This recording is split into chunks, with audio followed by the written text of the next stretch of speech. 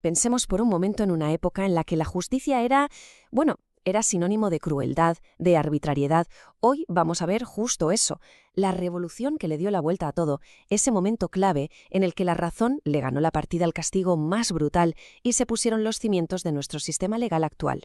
Vale, ¿y cómo la vamos a ver? Pues esta va a ser nuestra hoja de ruta. Primero, nos asomaremos a ese caos del antiguo régimen para entender de dónde venimos. Luego, veremos cómo la Ilustración planta cara, con nuevas ideas, con nuevos principios, y después, claro, cómo todo eso pasa del papel a la ley, a los códigos, y cómo aterriza finalmente aquí, en España. Venga, pues empezamos. Lo primero es lo primero. Para entender bien esta revolución, tenemos que saber contra qué se estaba luchando exactamente. Y la justicia antes del siglo XVIII era, para que nos hagamos una idea, un auténtico caos, un caos brutal. Fíjense, el problema de fondo se puede resumir en dos palabras, que son opuestas. Recopilación frente a codificación. Por un lado teníamos la recopilación, que era, pues imagínense, un batiburrillo de leyes acumuladas durante siglos, muchas se contradecían entre sí, un lío tremendo que generaba una inseguridad total.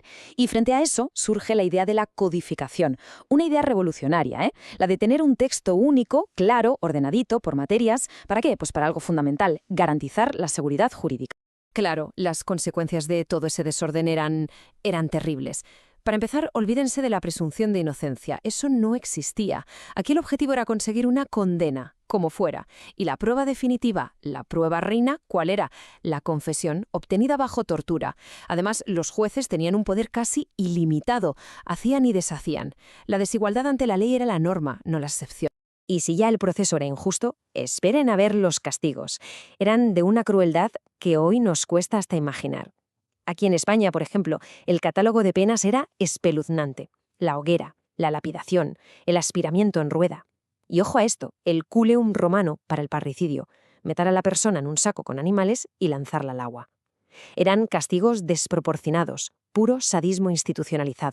Pero por suerte, frente a toda esta barbarie, algo empezó a moverse. Surgió un grupo de pensadores que decidieron usar el arma más potente que tenían, la razón. Ellos fueron, por así decirlo, los arquitectos que diseñaron sobre el papel un sistema de justicia completamente nuevo. Y uno de los nombres clave, uno de los primeros en poner la primera piedra, fue Montesquieu. Su gran idea, su gran aportación fue plantear una forma totalmente distinta de pensar sobre para qué sirven las leyes y cómo se debe ejercer el poder. Aquí está el quid de la cuestión en su pensamiento. Él decía, a ver, el objetivo de la ley no puede ser simplemente castigar por castigar con toda la saña posible, no. El objetivo tiene que ser prevenir que se cometan delitos. La moderación, esa es la palabra clave. Lo que proponía era una política criminal que fuera más preventiva que represiva. Luego llega Voltaire, que le da un enfoque súper práctico al asunto. Él se hace una pregunta muy sencilla. ¿Qué es más útil para la sociedad? Y su respuesta era tajante. La pena de muerte en realidad no sirve para mucho. En cambio, los trabajos en beneficio de la comunidad, eso sí que podía generar algo positivo para todos. Y no podemos olvidarnos de Marat Sínez, que se enfocó en algo fundamental, las garantías del proceso. Él defendió a capa y espada dos ideas que hoy nos parecen de cajón, pero que en aquel momento eran absolutamente revolucionarias.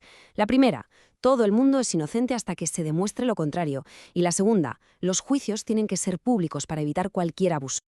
Vale, tenemos las ideas de estos grandes pensadores, pero ¿cómo se pasa de la filosofía a la ley? Pues vamos a ver ahora cómo todo esto se convirtió en principios jurídicos, en las reglas de una nueva ciencia penal. Y aquí llegamos al que es probablemente el pilar central de todo el derecho penal moderno.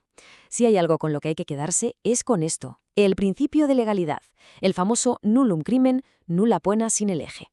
Suena muy técnico, ¿verdad? Pero la idea es súper sencilla y potentísima. No se puede castigar a nadie por algo que no estuviera ya prohibido por una ley. Esto es el fin de la arbitrariedad. Y a partir de este gran principio se construyen los demás pilares. Primero, la proporcionalidad. Que el castigo sea acorde al delito. Segundo, la racionalidad. Las penas tienen que tener un sentido, ser eficaces. Tercero, la humanización. Se acabó la tortura. Y cuarto, la publicidad. Que todo sea a la vista de todos, como la mejor garantía contra los abusos de poder. O sea, que el cambio de mentalidad es total. El objetivo ya no es la venganza del Estado. No. La finalidad de la pena ahora es otra cosa. Es prevenir futuros delitos y, en la medida de lo posible, corregir al delincuente. Se trata de proteger a la sociedad de una forma mucho más inteligente y, desde luego, más humana. Muy bien, todas estas ideas sobre el papel sonaban de maravilla. Pero faltaba lo más importante, convertirlas en ley de verdad. Y el empujón definitivo para que esto pasara llegó con uno de los mayores terremotos políticos de la historia. Hablamos, cómo no, de la Revolución Francesa. Fue la chispa que lo encendió todo. Fíjense en la velocidad. En 1789 llega la Declaración de los Derechos del Hombre y del Ciudadano. Solo 2 años más tarde, 2 años, en 1791, Francia ya tiene su primer Código Penal moderno. Y poco después, en 1810, el famoso Código Penal de Napoleón, que se iba a extender como la pólvora por toda Europa. Es que esa declaración de 1789 es como el resumen perfecto del programa ilustrado. ¿Se acuerdan de lo que hablábamos? Igualdad ante la ley, principio de legalidad, presunción de inocencia, todo. Todos esos grandes conceptos de los que hemos hablado, ahí estaban, por escrito en un documento que iba a cambiar el mundo. Y como era de esperar, toda esta ola de cambio no se quedó en Francia. Cruzó los Pirineos y llegó a España, donde desde luego hacía mucha falta una reforma similar. Aquí en España tuvimos a nuestros propios impulsores. Nombres como Lardizábal y Uribe o Valentín de Foronda son fundamentales para entender esto. Y ojo, que su mérito no fue solo traducir o copiar lo que se hacía fuera. No. Su gran trabajo fue adaptar todas esas nuevas ideas a la realidad de aquí. Y vaya si dieron frutos sus esfuerzos. Y eso que el momento era complicadísimo, en plena guerra de la independencia. Pues incluso así, las Cortes de Cádiz dieron unos pasos de gigante. Fíjense, en solo 3 años abolieron la tortura, la horca y los azotes. Estaban literalmente desmontando pieza a pieza el viejo y cruel sistema. El punto álgido de todo este movimiento fue el Código Penal de 1822. Fue el primer Código Penal moderno de España, un texto súper avanzado y liberal. ¿Cuál fue su gran tragedia? Pues que apenas pudo estar en vigor. La vuelta del absolutismo se lo cargó casi al momento. Pero la semilla ya estaba plantada.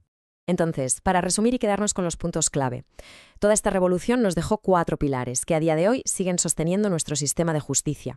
Son 4 conceptos que hay que tener clarísimos: legalidad, proporcionalidad, humanización y presunción de inocencia. Y para terminar vamos a dejar una pregunta en el aire. De todos estos principios que nos dejó la Ilustración, ¿cuál es el más fundamental para proteger la justicia en el mundo en que vivimos? Es una pregunta que, más de 200 años después, sigue totalmente vigente.